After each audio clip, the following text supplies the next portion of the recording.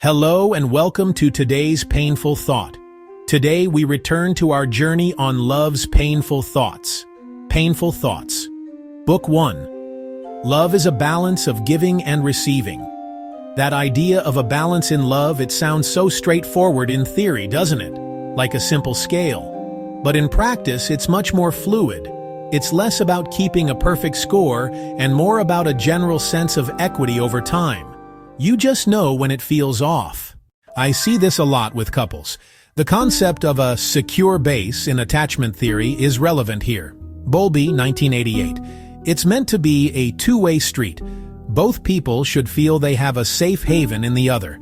But if one person is consistently the giver and the other the receiver, that security breaks down. The giver starts to feel empty, like their resources are being depleted without replenishment.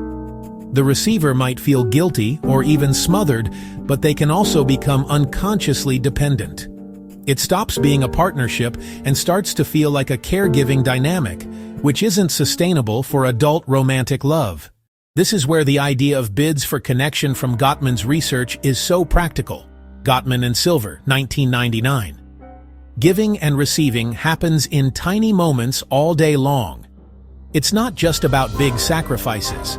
It's about who makes the coffee, who listens to a minor work frustration, who remembers to ask about the thing that was worrying the other person. A healthy balance means both people are turning towards each other's bids most of the time. You're both playing for the same team. But it's tricky. Our own upbringing teaches us what love is supposed to look like. Some people are raised to believe that love is self-sacrifice, that giving until you have nothing left is the ultimate proof of care. Others might have learned that receiving care is a sign of weakness. These internal scripts can really mess with that natural balance. You have to almost learn a new language. I think the biggest misconception is that balance means a 50-50 split at all times. That's not realistic. Life happens.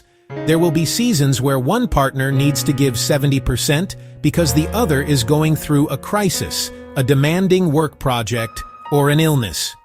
The key is that the roles can reverse when needed. It's about the overall flow, not a daily tally.